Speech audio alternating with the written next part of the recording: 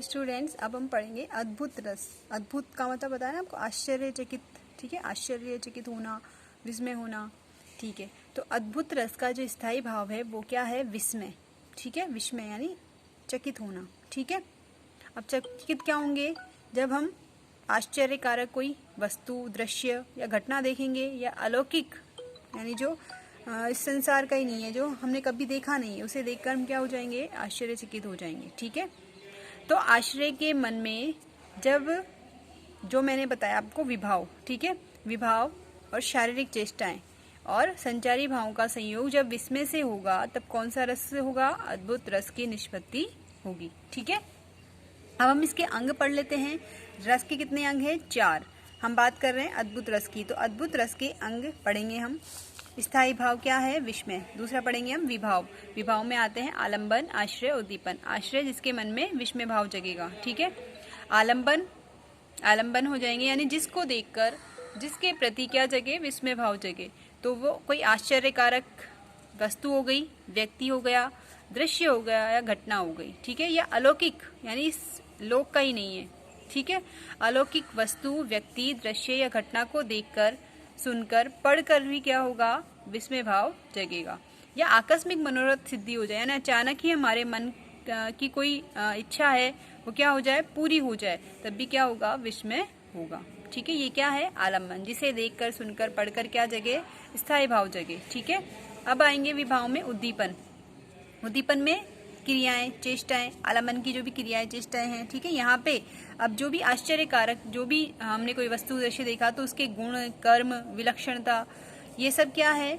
हमारे स्थायी भाव को उद्दीप्त करेंगे, प्रदीप्त करेंगे, बनाए रखेंगे, बढ़ाएंगे। ठीक है, अब हम पढ़ेंगे विभाव के बाद अनुभाव। अब विस्मय भाव जग गया। ठीक है, विस्मय भाव के पश्चात होने वाली जो शारीरिक क्रियाएं हैं वो इसमें आएगी। यानी विस्मय भाव जगने के बाद, आश्चर्यचकित होने के बाद एकटक देखना, स्तंभ, जड़ हो जाना, ठीक है, रोमांच, आंखें फटी रह जाना, गदगद होना, ये सब क्या है? अनुभव है। इसके बाद देखो संचारी भाव।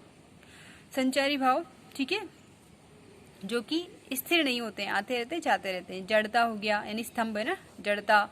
मोह, हमें उससे मोह हो जाएगा। हर्ष, खुशी भी होगी, गर्व होगा, वितर्क होगा, ये सब क्या है?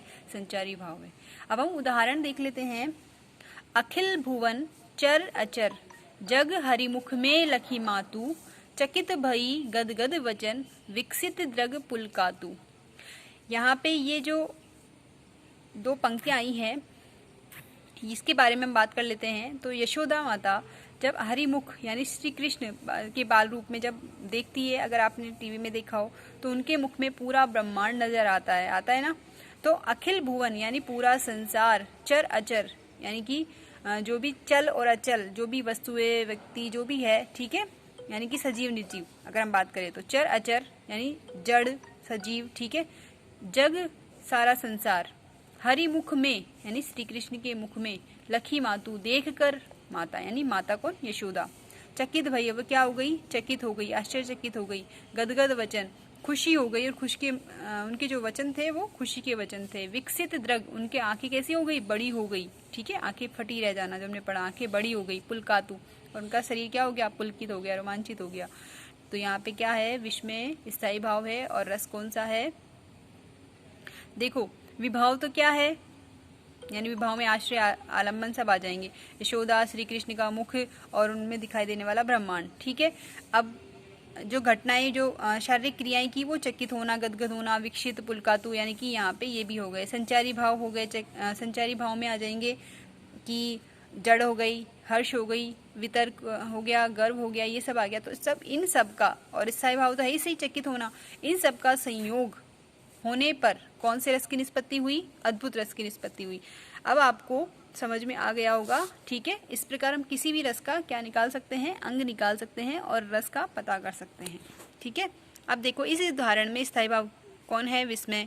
आश्रय क्या है? जिसके मन में जगह, तो माता यशोदा। आलम्बन क्या है? श्री कृष्ण का मुख। ठीक है, उद्दीपन क्या है? श्री कृष्ण के मुख में जो भी अखिल भुवन चर अचर, जो भी ब्रह्मांड दिखाई देना, ये क्या है? उद्दीपन है। ठीक है, अनुभाव, चकित होना, गदगद वचन, विकसित द्रग, पुलकातु, ये सब क्या है? अनुभाव है। ठीक है, संचारी भाव में हर्ष, गर्व, वितर्क, ये सब आ जाएंगे। ठीक है।